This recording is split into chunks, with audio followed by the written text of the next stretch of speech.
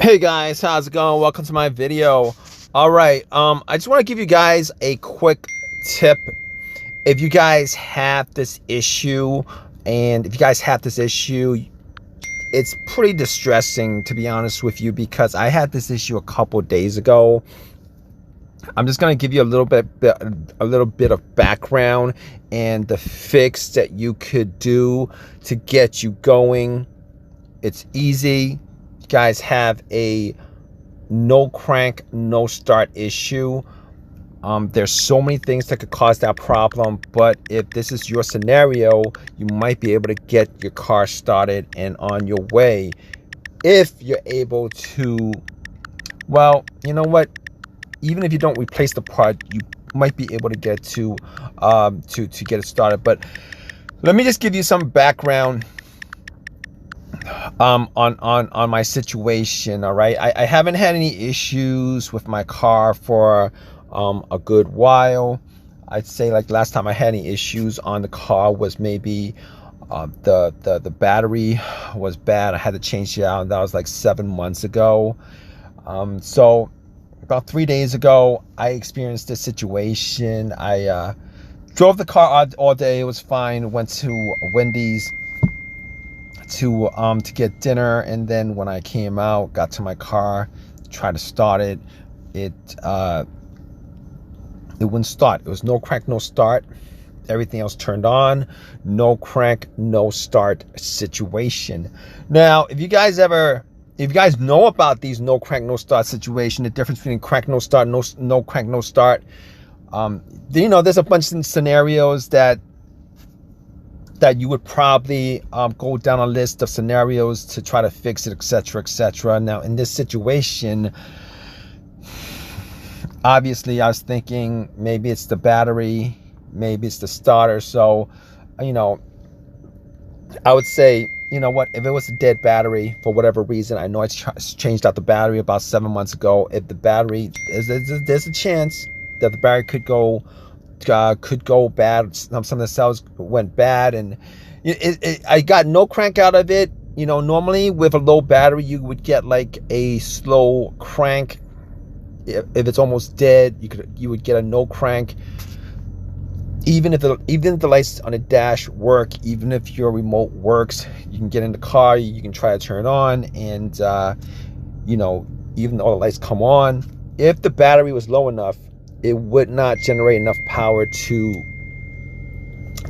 start, to get the starter to crank. So obviously that's my first thing to look for, and I looked at the battery, and just to make sure that the cables were clean, because I did clean them before I popped it on 7 months ago.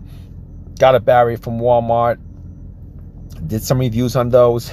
I did clean the terminals. Like I got a chance to clean the terminal, gave me a chance to clean the terminals, got a chance for me to tighten my terminals when I changed up the new battery. The old battery I had so much corrosion on there. There was bluish, whitish corrosion on there. Used a metal brush to clean it up, and the terminals look good. They were tight. So I turned on my headlights just to see whether it was the battery or not, but the headlights were pretty bright. So the headlights were pretty bright, and I was thinking to myself, it's probably not the battery, because the headlights were bright enough that it would I would at least, if the battery was low, I would at least get some kind of a slow crank or something from it, like at least a bunch of firing clicks, click, click, click, click, click, click, click. That would be the relay or the solenoid going off on the starter, and I heard nothing. It was dead. But all the lights went on, the blower motor worked, everything else worked. So at that point, I was moving on to what could be, to what could cause something like this. And I was thinking to myself, well, could it be any bit of a power issue? So and this is just what I normally regularly do. As far as troubleshooting is concerned, if I have, when I have one of these the rare occasion I have one of these issues, you know, you just go through step by step. All right, so looked at the negative ground wire, see if it was directly connected to the frame, and that there was no corrosion on there. That was good. I knew it wasn't the alternator. I didn't have a check engine light. I know for a fact I didn't have a check engine light when I parked it before this happened, but I could rule out all the other stuff like the mass airflow sensor, the crankshaft position sensor, all those sensors. If there was an issue, you would get a crank no start situation, not a no crank no start situation. So basically in this situation, I was thinking a couple of things. It could be the starter, it could be the starter relay, so it could be something in the fuse box. So that was my next step. After all this, I pretty much, now I didn't get a jump or anything like that, but just from previous experiences with this, I ruled out the battery and any kind of power issue, and I also so I went to the fuse box, checked out the fuses. I didn't have a fuse tester on me, but I was looking at the fuses just to make sure that none of them looked like they're burnt and didn't smell any kind of burnt, anything that was burnt. All right. Now, this is just observing. All right. This is not me testing it out. This is just observing. Everything looked fine. At that point, I was looking at the, I was thinking could be the starter. I was thinking it could be the relay. Now, normally what happens is, normally what happens is that the relay would click. And I thought it might have been the relay. I thought it might have been the relay because it did not click. So what I did was I actually swapped out the relay. There was a relay, same numbers. I forget exactly what that relay was for, but it was for something that was innocuous. I don't know, the blower motor relay or whatever it was. I swapped it out and just got the same situation where there was no click. So the chances of two relays going out is virtually zero.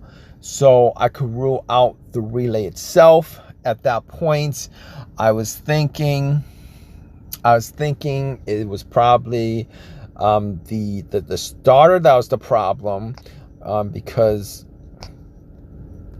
But then again, I was thinking it could be the starter, but I was not hearing any kind of clicks from the relay. And that actually got me thinking, because normally even if the starter was just absolutely out, the relay would actually click.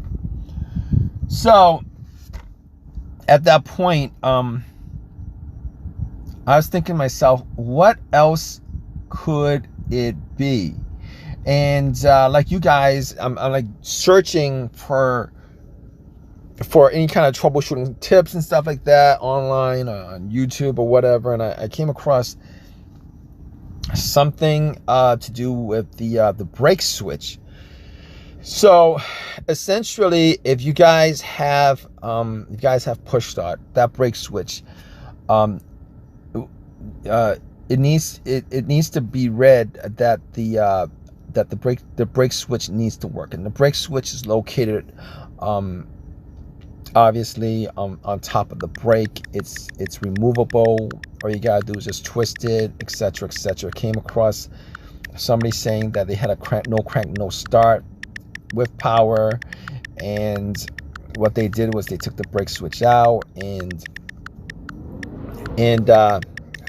forgot what they actually did. I think they cleaned it or something like that. They took it out and they put it back in, and I actually did that, and it really didn't do anything. To be honest, I did that a couple of times, took it out, pressed it with my hand a couple of times, put it back in, try to pop the plug out, put the plug back in. Thought maybe it was something to do with the plug. Really didn't do anything, and I was scratching my head over what else it could be. But it actually occurred to me that the brake switch also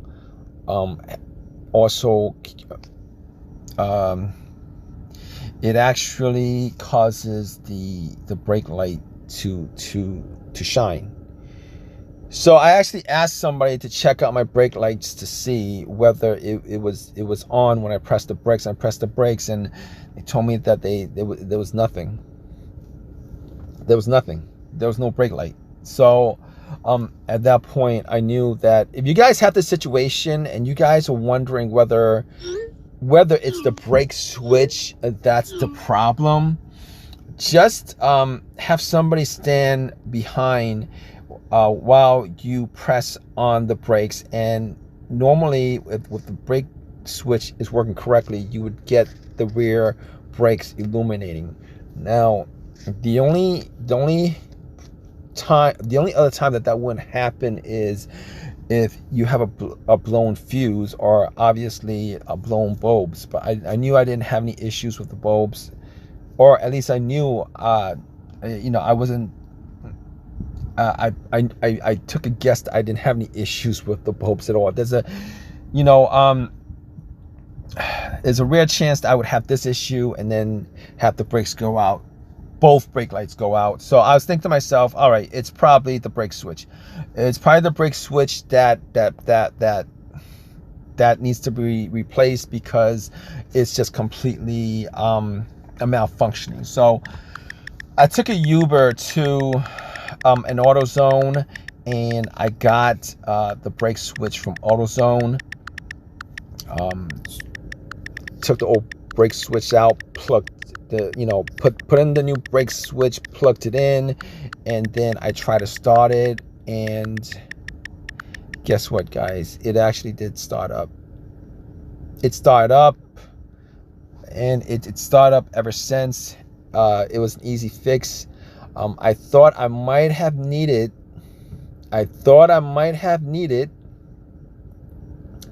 to get a tow truck and spend an hour and a half waiting, and it was a pretty fast and simple fix. If you guys have this same situation, definitely try to figure out if it is a brake switch. And like I said, have somebody stand behind the car just to see whether the brake lights work when you press on the brakes. If they don't work, chances are good that it's probably your brake switch that needs to replace. In a situation like this, where there is a no crank, no start, yet you get power to everything and you don't hear the